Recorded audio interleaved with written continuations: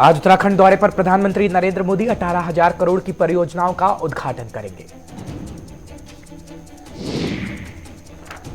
उत्तराखंड चुनाव को लेकर कांग्रेस ने कसी कमर। 16 दिसंबर को देहरादून जाएंगे राहुल गांधी, जनसभा को भी करेंगे संबोधित। और राज्य में कोरोना के 182 संक्रमित मामले बताए गए हैं। खासतौर पर देहरादून, हरिद्वार, नैनीताल, पौड़ी में अलर्ट जारी कर दिया गया। नमस्कार, मैं हूं आपके साथ हर्ष भारद्वाज। गुलिस्तान न्यूज देख रहे हैं आप। इस वक्त के बुलेटिन में आपका बहुत बहुत स्वागत है। खासतौर पर जिक्र करेंगे उत्तराखंड का, क्योंकि प्रधानमंत्री नरेंद्र मोदी उत्तराखंड के दौरे पर हैं और बड़ी खबर आपको बता रहे हैं, क्योंकि आज प्रधानमंत्री नरेंद्र मोदी का उत्तराखंड का दौरा है। बड़ी जानकारी मिल रही है कि 18,000 करोड़ की परियोजनाओं का शिलान्यास करेंगे प्रधानमंत्री नरेंद्र मोदी। उद्घाटन किया जाएगा। हालांकि देहरादून के परेड ग्राउंड में जनसभा को संबोधित भी प्रधानमंत्री नरेंद्र मोदी की तरफ से किया जाना है। और पीएम मोदी के दौरे को लेकर बीजेपी कार्यकर्ताओं में काफी उत्साह देखने को मिल रहा है। साथ ही साथ ये भी कहा जा रहा है कि परेड ग्राउंड के आसपास धारा 144 को लगा दिया गया है।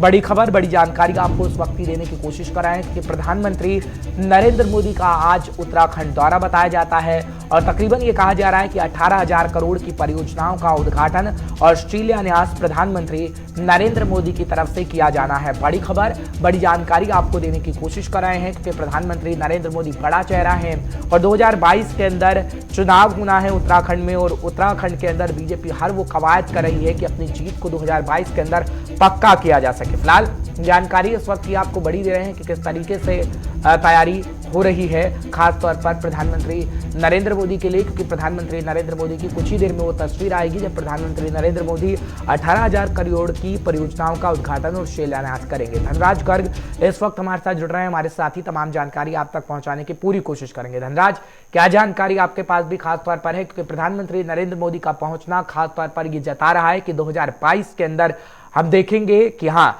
बीजेपी सत्ता में वापसी करने के लिए हर प्रयास करेगी और वो प्रयास अभी से शुरू कर दिए गए हैं, क्योंकि बड़े चेहरे पहुंच रहे हैं। इसी कड़ी में प्रधानमंत्री नरेंद्र मोदी का पहुंचना भी हुआ।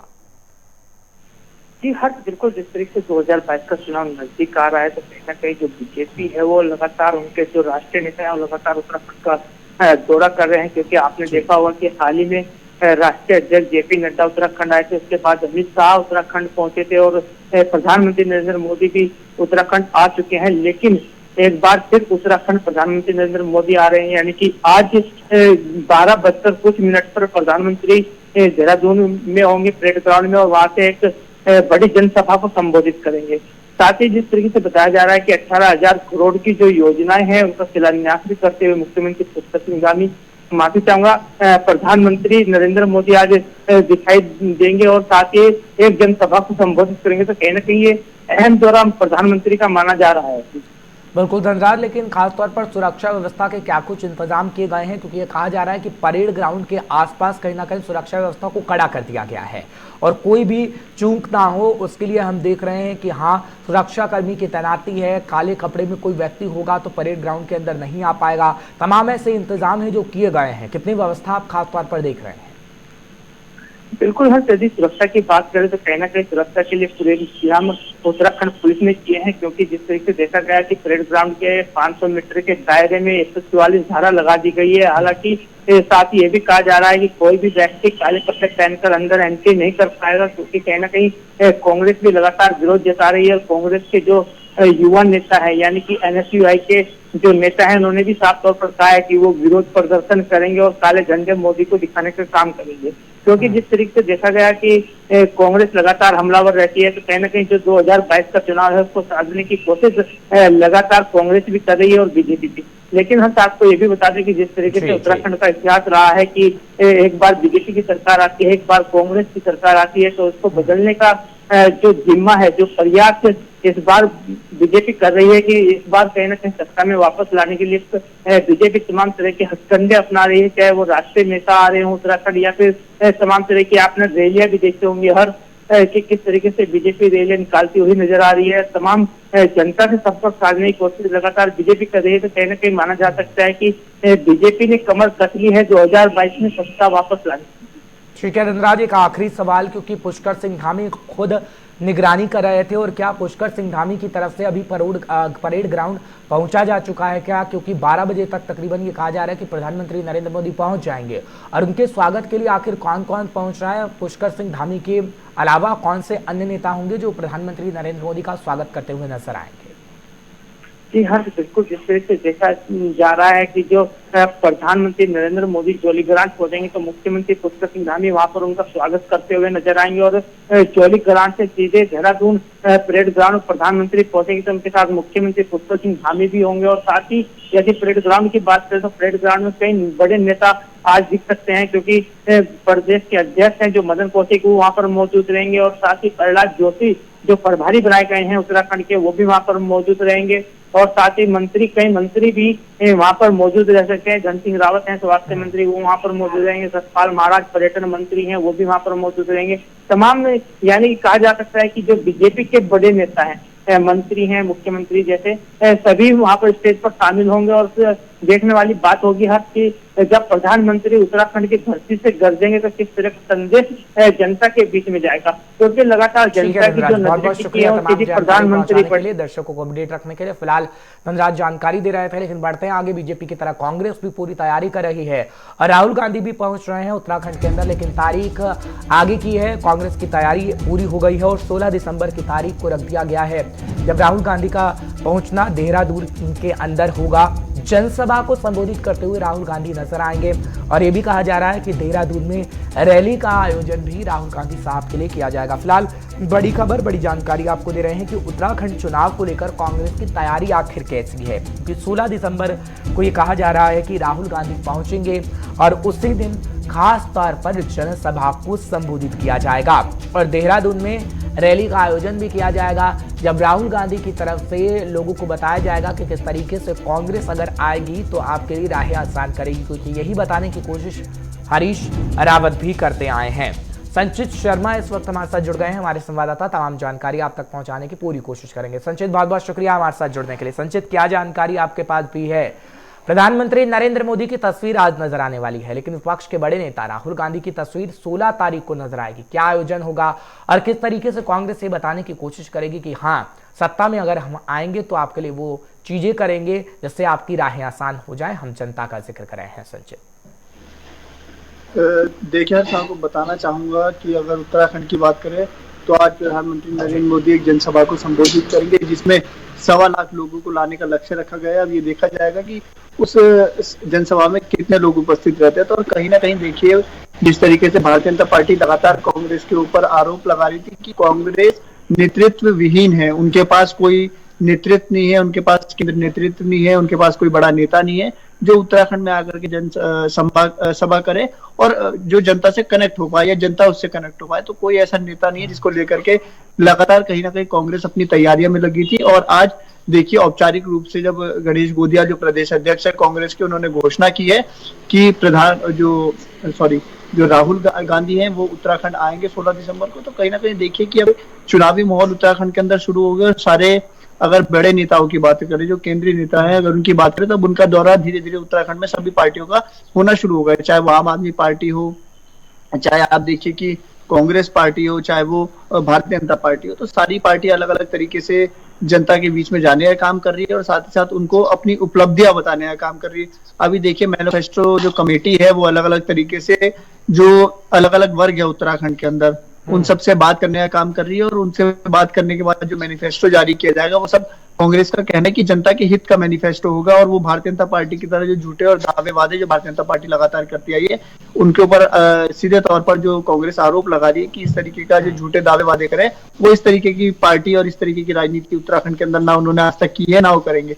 अगर उनकी सरकार उत्तराखंड के अंदर बनती है तो हम देख रहे हैं कि कांग्रेस अभी अपने पत्ते नहीं खोल रही है। हरीश रावत साहब रोजगार गारंटी की बात कर रहे हैं, लेकिन अभी ये नहीं बता रहे हैं कि जो मुख्यमंत्री का फेस होगा वो हरीश रावत ही होगा या कोई अन्य फेस होगा।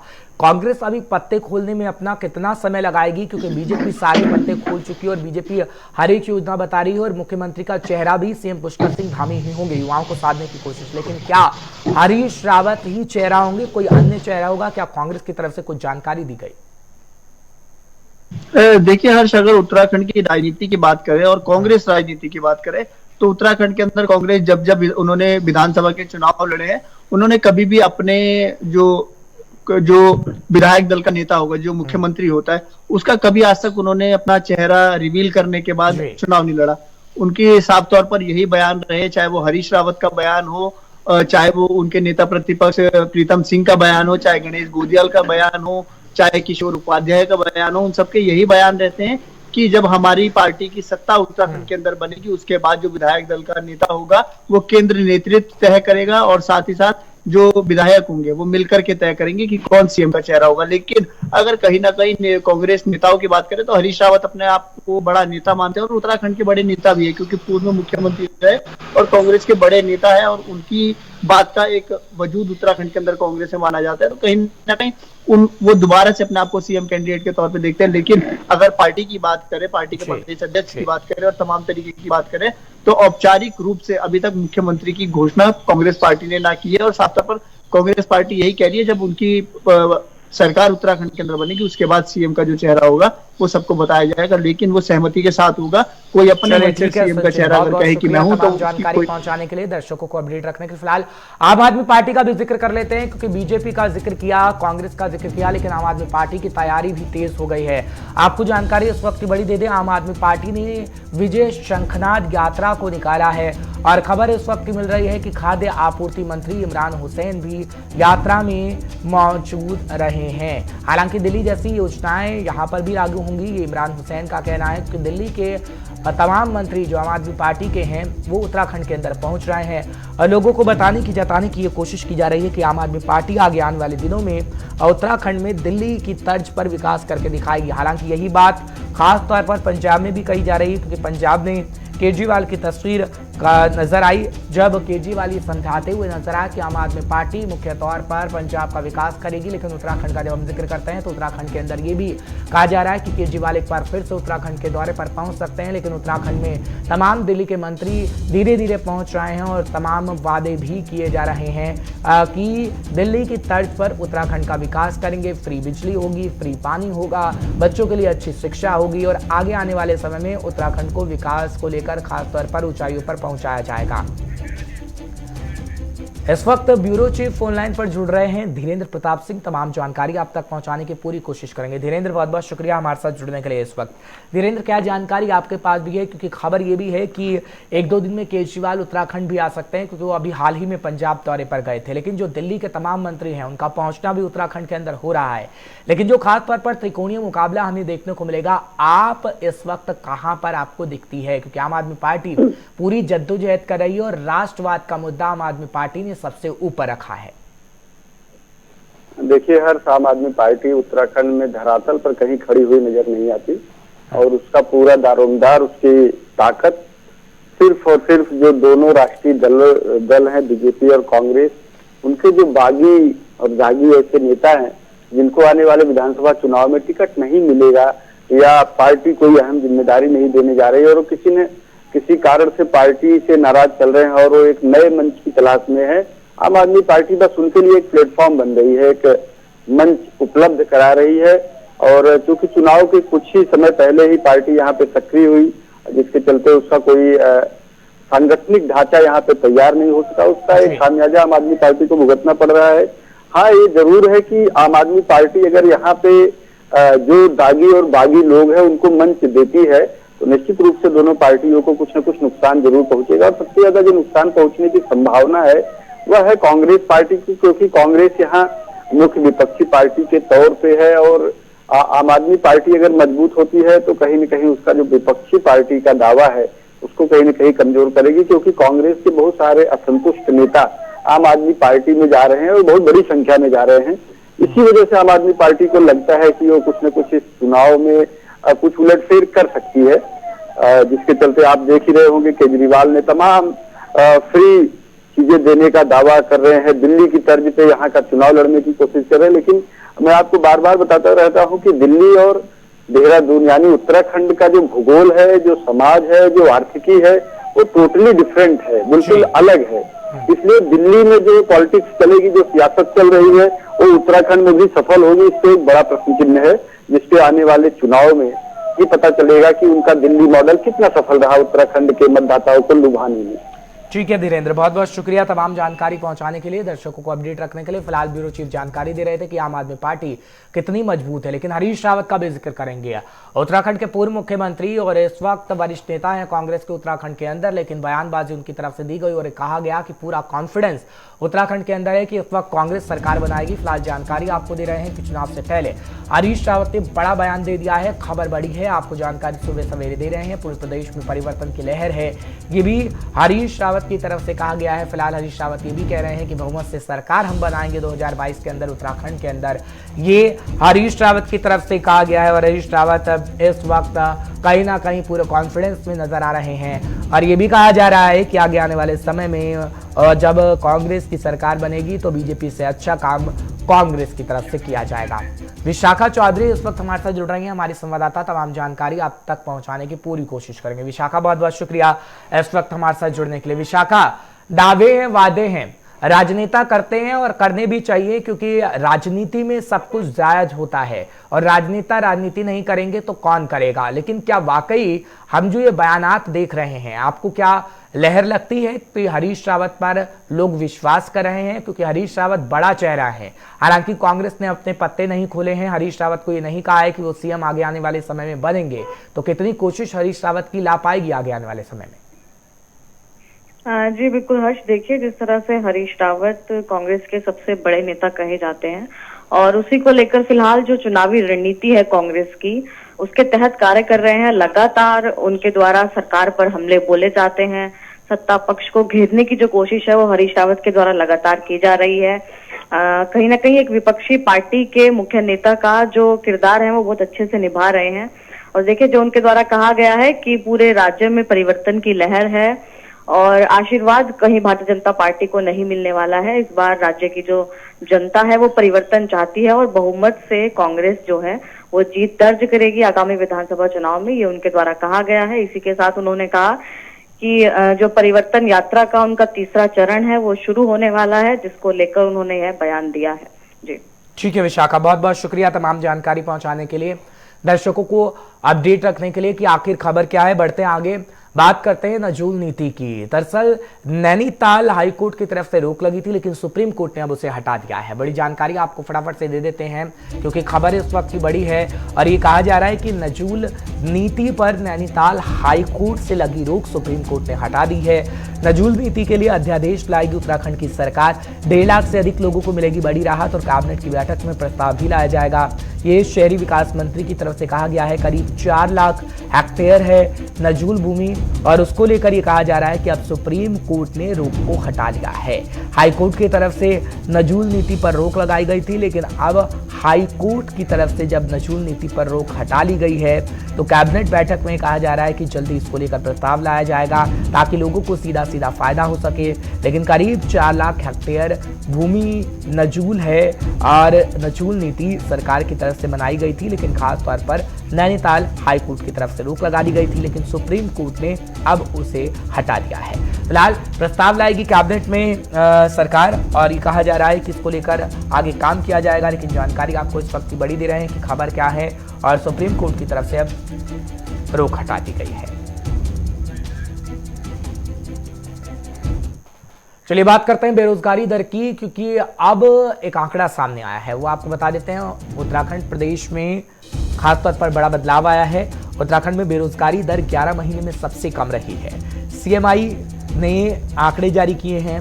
पिछले 2 महीने में 0.2% बेरोजगारी दर कम हुई है और आपको जानकारी दे रहे हैं कि कितना जो आंकड़ा है वो खास तौर पर देखने को मिल रहा है, क्योंकि ये कहा जा रहा है कि 11 महीने में सबसे कम जो बेरोजगारी दर है वो हुई है और पिछले 2 महीने में 0.2% बेरोजगारी दर कम हुई है, जो कहीं ना कहीं अच्छा संकेत है। और 2021 और 2020 में बेरोजगारी दर खास तौर पर जब डिफरेंस निकाला गया है 2021 में कम रही है और लोग को जॉब्स देने में सरकार सफल रही है। ये आंकड़ा कहीं ना कहीं कहता है, लेकिन जानकारी उस वक्त की बड़ी है और आपको देने की कोशिश कर रहे हैं कि किस तरीके से रोजगार उपलब्ध करवाने की बातें सरकार तो कह रही है, लेकिन जो रिपोर्ट्स आ रही हैं उसमें भी साफ तौर पर ये कहा जा रहा है, जो CMI की रिपोर्ट जारी की गई है कि बेरोजगारी दर खास तौर पर उसमें सुधार हुआ है उत्तराखंड के अंदर और सिर्फ 2 महीनों में ये कहा जा रहा है कि बेरोजगारी दर बेहद कम रही है और 2 महीनों के आंकड़े के अगर हम जिक्र करते हैं तो 0.2% बेरोजगारी दर कम हुई है।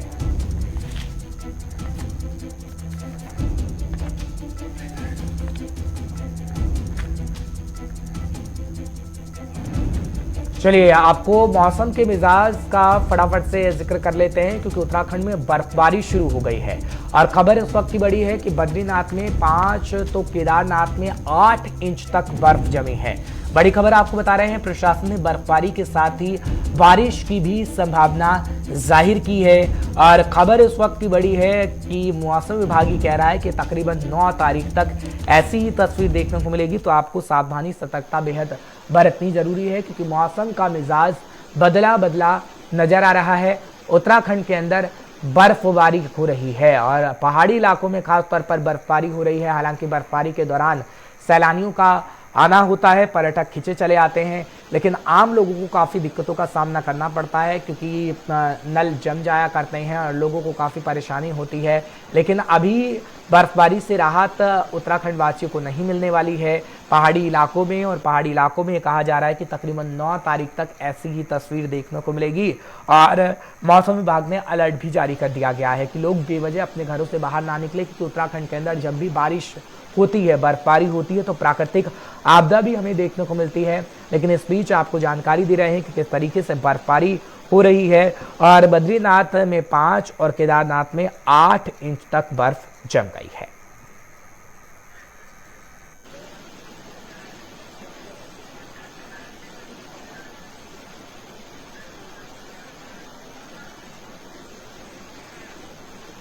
फिलहाल सुबह 11 बजे सिंगू बॉर्डर पर कहा जा रहा है कि संयुक्त किसान मोर्चा की बैठक होगी, यानी कुछ ही देर के अंदर ये बैठक होनी है और किसान मोर्चा की जब बैठक होगी तो कई अहम फैसले लिए जाएंगे कि क्या कृषि कानूनों को लेकर जो आंदोलन की शुरुआत हुई थी अब उसकी वापसी हो रही है या नहीं, क्योंकि कृषि कानूनों की वापसी तो हो गई है, लेकिन आज ये बैठक में तय हो सकता है कि घर वापसी किसान कर रहे हैं या फिर नहीं कर रहे हैं, क्योंकि आंदोलन खत्म करने के पक्ष में ज्यादातर किसान हैं। और खबर इस वक्त की बड़ी आ रही है जो आपको बताने की कोशिश कर रहे हैं, क्योंकि सिंगू बॉर्डर पर यह बैठक है और तकरीबन ये कहा जा रहा है कि कुछ ही देर बाद यानी ठीक 11 बजे इस बैठक की शुरुआत होगी। बड़ी खबर, बड़ी जानकारी इस वक्त की आपको दे रहे हैं। फिलहाल एक और बड़ी जानकारी आपको देते हैं कि भारत में ओमिक्रॉन को लेकर चिंता बढ़ गई है। बड़ी खबर आपको दे रहे हैं। हालांकि ये कहा जा रहा है कि मेरठ में विदेश से आए 13 यात्री लापता बताए जाते हैं, उनकी खोज लगातार जारी है। यात्रियों के मोबाइल नंबर और एड्रेस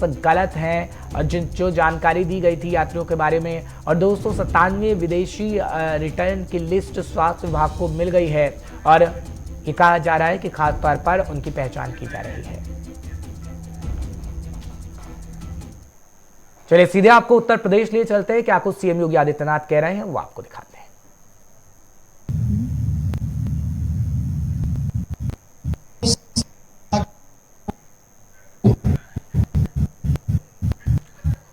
फिलहाल सीएम योगी आदित्यनाथ की तरफ से क्या कुछ कहा जा रहा है थोड़ी देर में हम आपको दिखाएंगे, क्योंकि गोरखपुर पहुंचे हैं सीएम योगी आदित्यनाथ और सीधे सीधे जनता से संवाद किया जा रहा है और बताने की कोशिश की जा रही है कि किस तरीके से 2022 के अंदर बीजेपी एक बार फिर से वापसी करेगी तो उत्तर प्रदेश को और भी बदलने का काम करेगी, क्योंकि सीएम योगी आदित्यनाथ तकरीबन हर तकरीर में या कहते रहे हैं रैली के दौरान भी कि उत्तर प्रदेश के अंदर अपराध में बेहद कमी आई है, उत्तर प्रदेश में विकास हुआ है, सड़कें बनी हैं, लोगों को बिजली मिली है, पानी मिला है और उत्तर प्रदेश की तस्वीर पूरी बदल गई है। क्या कुछ कहा जा रहा है आप सुनिए। आज लगभग 50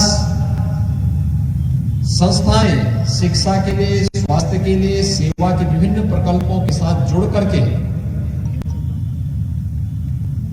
समाज और राष्ट्र निर्माण के केंद्र और प्रदेश सरकार के आह्वान के साथ अपने आप को जुड़े हुए हैं। महंत दिग्विजय नाथ जी महाराज के द्वारा स्थापित और ब्रह्मलीन गोरक्षपीठाधीश्वर महंत अवेद्यनाथ जी महाराज के द्वारा पंडित पोषित महाराणा प्रताप शिक्षा परिषद अपनी सभी संस्थाओं के उन्नयन के लिए, इसमें अध्ययनरत छात्र छात्राओं, यहां पर शिक्षणोत्तर कर्मचारी, यहां के आचार्यगण, प्रधानाचार्य और प्राचार्यगण, ये सभी लोग मिलकर के न केवल अपने कैंपस में बल्कि उसके बाहर भी राष्ट्रीय मूल्यों की शिक्षा, देशभक्ति की शिक्षा, न केवल सैद्धांतिक और व्यावहारिक जीवन में बल्कि एक छात्र के सर्वांगीण विकास में क्या भूमिका होनी चाहिए शिक्षा की, इस भूमिका का निर्वहन करते चले आ रहे हैं। हम सब जानते हैं वर्तमान में पूरी दुनिया विगत 20 माह से एक महामारी का सामना कर रही है, एक कोरोना महामारी। इसने सामाजिक जीवन को और सामान्य जनजीवन को बुरी तरह दुनिया के अंदर प्रभावित किया। लेकिन हम सबका सौभाग्य है कि भारत के अंदर प्रधानमंत्री मोदी जी के यशस्वी नेतृत्व में कोरोना प्रबंधन दुनिया के सामने एक उदाहरण बना है।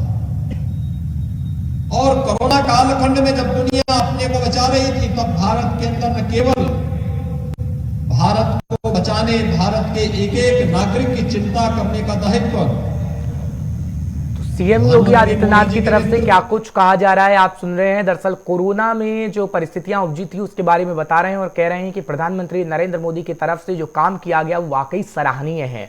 और गोरखपुर के लोगों को बताया जा रहा है कि किस तरीके से आगे आने वाले समय में हम गोरखपुर को और भी सौगात देने वाले हैं। खैर 2022 का समय नजदीक है और ऐसी तस्वीरें आपको उत्तर प्रदेश से नजर आती रहेंगी, उत्तराखंड से नजर आती रहेंगी। लेकिन एक ब्रेक रुकना होगा, ब्रेक के उस पार गुलिस्तान न्यूज पर खबरों का सिलसिला जारी रहेगा।